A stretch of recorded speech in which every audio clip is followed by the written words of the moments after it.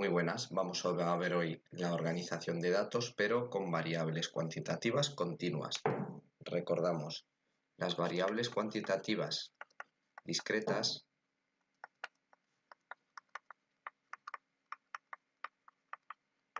son aquellas que pueden tomar un número limitado de valores. Por ejemplo, cuando hablábamos de número de hijos, pues poníamos de 0 a 6, podía ser de 0 a 10 o incluso si queremos a 20, pero no va a superar ese número. En cambio, en este caso que hablamos de variables cuantitativas continuas, sí que puede tomar cualquier valor, una variable puede tomar infinitos valores.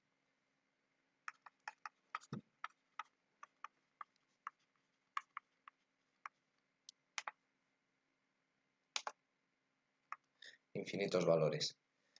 Vamos a dibujar aquí una recta en donde vamos a hacer un ejemplo. Esto es 0 y aquí están los ingresos brutos anuales de una persona o de la población.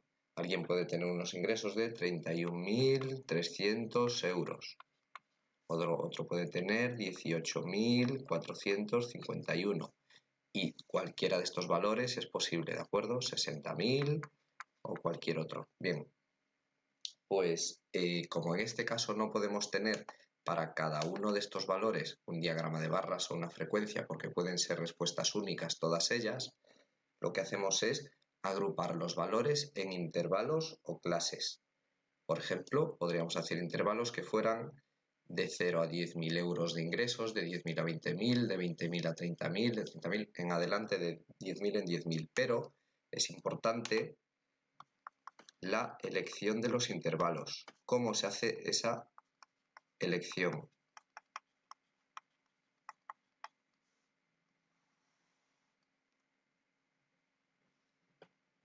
Bien, lo primero que hay que saber sobre esto es que lo habitual es elegir entre 5 y 10 intervalos.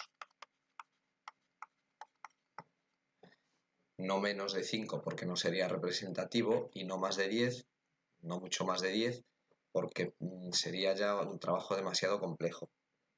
Ese es el número aproximado. Y todavía hay una duda más y si la amplitud de esos intervalos debe ser fija o variable. Es decir, en el caso anterior que habíamos puesto aquí, que podríamos decir intervalos de 0 euros hasta 10.000 euros, de 10.000 a 20.000, de 20.000 a 30.000. O si podríamos hacer un intervalo que fuera de, por ejemplo, de 0 a 10.000, otro que fuera de 10.000 a 15.000, de 15.000 a 20.000, de manera que hubiera intervalos de un tamaño, en este caso de 10.000 euros de diferencia del inicio al final, y otros que fueran más cortos, como que fueran de 5.000 euros de diferencia de uno a otro. Para la zona en donde aparecen más valores, como podría ser en este caso de los 20.000 a los 40.000 euros, se viera con un poco más de detalle cada uno de los valores que fuéramos obteniendo. Bueno, pues más cómodo es, sobre todo para hacer representaciones gráficas, más cómodo es que la amplitud sea fija, es decir, que los intervalos sean uniformes. En cambio, si son uniformes, lo que perdemos es información, porque vamos a tener muchos intervalos hacia los extremos en donde hay pocos valores y en la zona central, como pudiera ser esta, vamos a tener unos intervalos demasiado grandes. Lo vamos a ver más adelante y lo vais a ver vosotros cuando tengáis que hacer algún ejercicio. Os vais a enfrentar a ese problema. Bueno, desde luego, lo que sí debéis tener claro es que es muy importante elegir bien el intervalo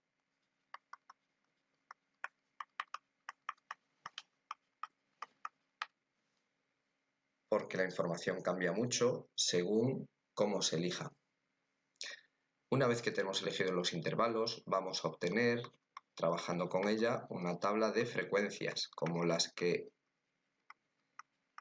obteníamos en el caso de las variables estadísticas cualitativas y de las variables estadísticas cuantitativas discretas.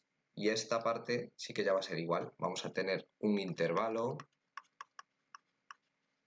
con valores x1, x2 o x inicial, x final, digamos. Y vamos a tener a partir de aquí, con los datos que nosotros o con los intervalos que hayamos creado, una frecuencia absoluta, una frecuencia relativa y de la misma manera una frecuencia absoluta acumulada y una frecuencia relativa acumulada. Esto va a ser como siempre. Vamos a poner un ejemplo. Hacemos un estudio de la altura de los alumnos de la clase, ¿de acuerdo?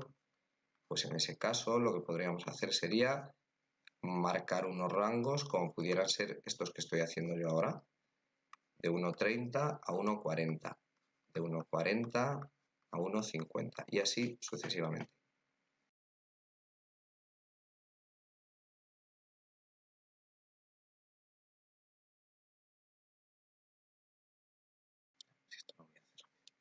Esta sería nuestra tabla de frecuencias. Normalmente en una tabla de frecuencias nos venían dados estos valores y nos venía dando la frecuencia absoluta. En nuestro caso, la elección va a ser elegir estos intervalos y en función de estos intervalos nos saldrá una frecuencia absoluta u otra diferente.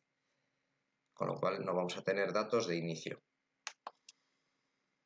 Una vez que tenemos la tabla de frecuencias y hemos trabajado con ella, podríamos hacer ya la representación gráfica. Vamos a ver qué tipos de representación gráfica tenemos para las variables continuas. El primero de ellos se llama histograma de frecuencias.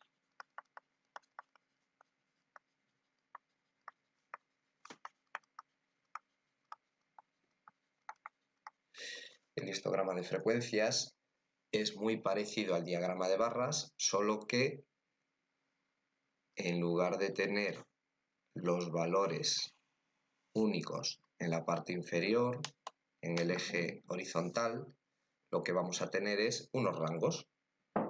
Si tomamos unos valores que no hemos elegido, pero si utilizáramos esta tabla, nos podría salir algo como esto.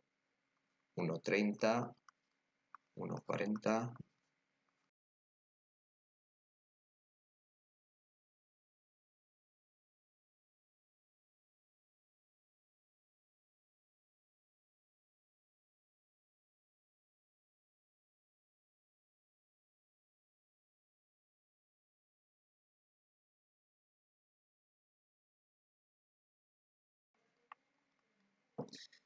Bueno, pues una vez que tenemos aquí estos datos, vamos a representar el histograma de frecuencias de 1,30 a 1,90. Bien, vamos a hacerlo con las frecuencias absolutas. Podríamos hacerlo con las frecuencias relativas o con cualquiera de las acumuladas. Primero es 3.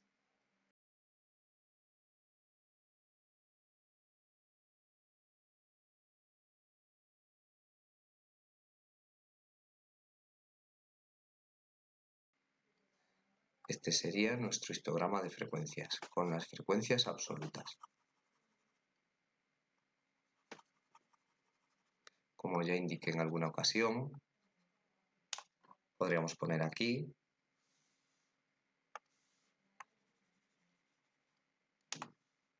un eje con las frecuencias relativas porque son proporcionales la frecuencia absoluta y la frecuencia relativa. De manera que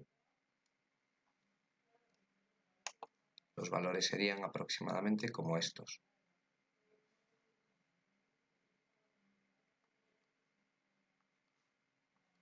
30%, 20%, 10%. Esto habría que hacerlo con regla y bien hecho para que los valores fueran exactos.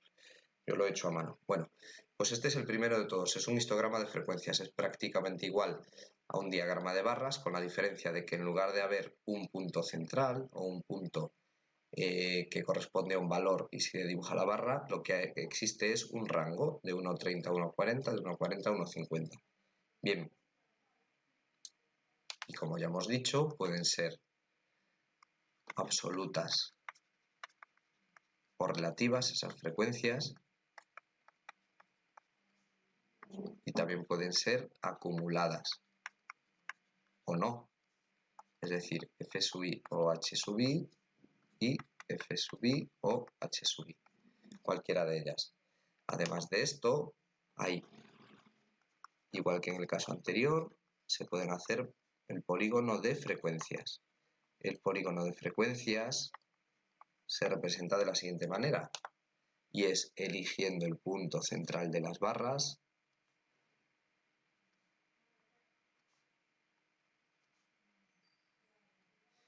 y en los puntos anteriores y posteriores creando un intervalo nuevo con valor 0. Y hecho esto,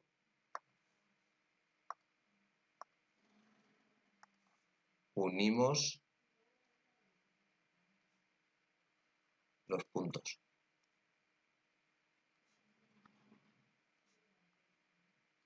Este sería el polígono de frecuencias.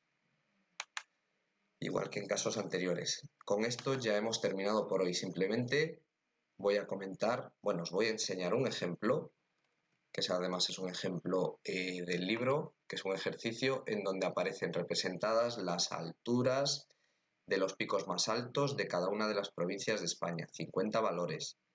No aparecen ordenados, yo como he utilizado una hoja Excel, pues ya los he ordenado y he creado los siguientes rangos. Aunque el valor más alto es de casi 900 metros, yo los he decidido hacer, los intervalos o las clases, de 500 en 500 metros, y he empezado de 500 a 1000, de 1000 a 1500 y así hasta el último que es de 3500 a 4000. De esta manera me salen unas frecuencias absolutas que son estas siguientes: 39917 y así a continuación. Frecuencias relativas, relativas en porcentaje, frecuencias acumuladas, absolutas acumuladas, relativas acumuladas y en porcentaje. Y si hago la representación, esto es lo que obtengo yo como histograma. La mayoría de ellos están entre 2000 y 2500. Y con esto sí que ya terminamos lo que vamos a ver hoy, pero ya adelanto lo que haremos mañana. Por un lado, mañana haremos lo siguiente. ¿Qué sucede cuando en lugar de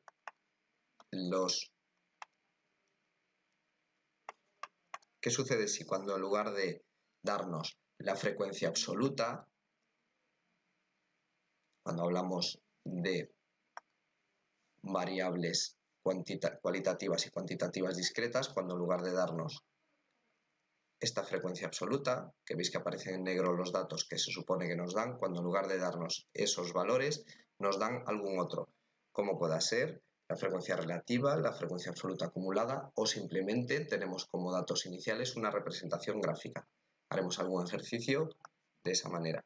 La otra pregunta o lo otro que vamos a resolver es ¿qué sucede si en lugar de utilizar intervalos uniformes, todos del mismo ancho, como en los ejemplos que he puesto, utilizamos intervalos de distinto